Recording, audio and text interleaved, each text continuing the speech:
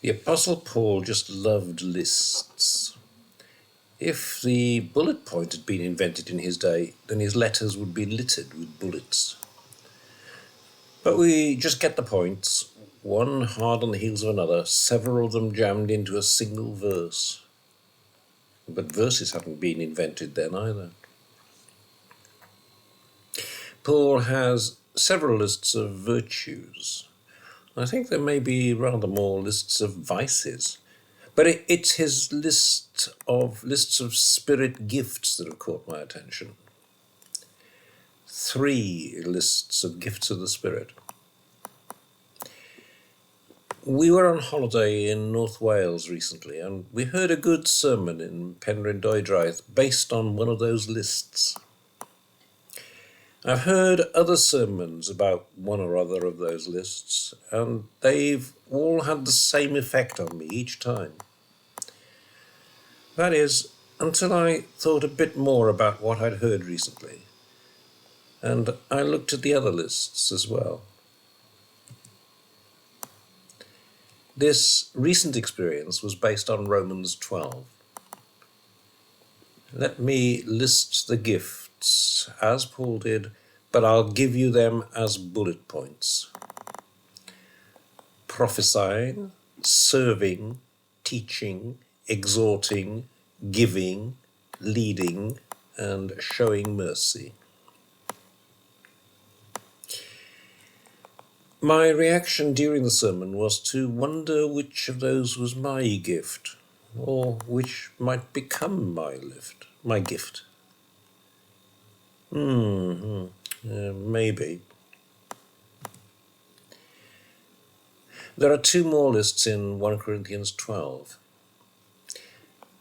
Here's the first of those lists.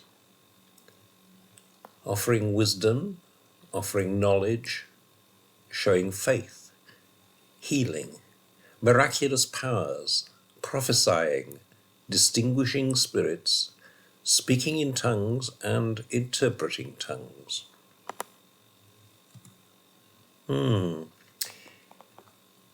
Which of these is my gift? Or which of them might become my gift? I wonder, as I wondered every time I heard this list. There's a second list in 1 Corinthians 12. It overlaps quite a bit with the first list. Apostles, prophets, teachers, miracle workers, healers, helpers, guides, speakers in tongues. Which is my gift? Or which might become my gift? I wonder. Almost immediately after that second list, Paul says, now eagerly desire the greater gifts. Now, eagerly desire the greater gifts. A key sentence. Apostleship must be the greatest gift in that list, but that's probably a bit beyond me. And maybe it's a bit over the top to want to be a prophet, but how about a teacher or a miracle worker? Well, Paul did say to desire the greater gifts. But I want to suggest that Paul meant something quite different when he told us to desire the greater gifts. It's all a matter of layout. Here's what the layout looks like in the New International Version, the NIV. Now, you are the body of Christ, and each one of you is a part of it. And God has placed in the church, first of all, apostles, second, prophets, third, teachers, then miracles, then gifts of healing, of helping, of guidance, and of different kinds of tongues. Are all apostles? Are all prophets? Are all teachers? Do all work miracles? Do all have gifts of healing? Do all speak in tongues? Do all interpret? Now eagerly desire the greater gifts. And yet I will show you the most excellent way. It's in verse 31 that you can see those words, now eagerly desire the greater gifts. What follows those words is not just a new paragraph, but a heading in front of the next paragraph. So in the NIV, the words now eagerly desire the greater gifts is clearly joined to the words that come before it, and not to the words that come after it. One more thing to note about the layout. There's a lot of white space at the bottom, but that's because it's the end of the chapter. But Paul didn't write in chapters. He didn't use headings. He didn't write in verses. He didn't write in paragraphs. He didn't even write in sentences as we know them. Chapters didn't exist until well over 1,000 years later. They were invented by Stephen Langton, the Archbishop of Canterbury in the early 1200s. And New Testament verses made their first appearance in 1551 thanks to a Paris printer called Robert Stephanus. Headings in printed Bibles didn't appear until the 20th century. Neither did paragraphs, unless you count the kind of King James Bible I grew up with, where every single verse occupies a single paragraph, which is most unhelpful. Punctuation, like full stops and commas, can be found in the earliest printed Bibles. But, and this is quite important, there was no punctuation at all in the earliest Greek manuscripts of the New Testament, the manuscripts which have survived to be used by translators. Here's the first 7 verses of Romans. Spot the punctuation. There isn't any. No headings, no paragraphs, no chapters, no verses. There's not even any spaces between the words. That means that all chapters and verses and headings and paragraphs and full stops and commas, all of these have been added at least 1,000 years after Paul wrote his letter. These additions of punctuation and more reflect the views and the prejudices of individual people, or more recently, the views and the prejudices of committees. And sometimes they'll get it wrong. Compare the NIV with the ESV.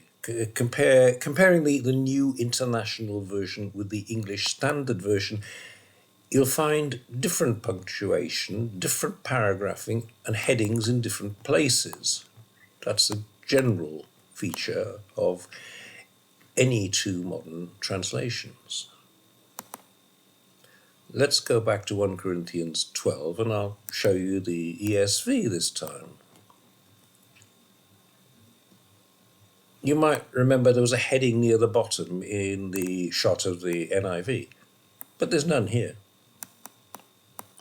Well, the paragraphing is just the same though. It cuts right through the middle of verse 31. And that'll make Robert Stephanus turn in his grave. Let's write it out a bit like Paul wrote it. We'll leave out the headings, leave out the paragraphs, and we'll leave out the chapter divisions. So we're going to join together chapter 12 and the famous chapter 13. But we will leave most of the punctuation in place because we just can't do without it. Are all prophets? Are all teachers? Do all work miracles? Do all possess gifts of healing? Do all speak with tongues? Do all interpret? But earnestly desire the higher gifts, and I'll show you a still more excellent way. If I speak in the tongues of men and of angels, but have not love, I'm a noisy gong or a clanging cymbal.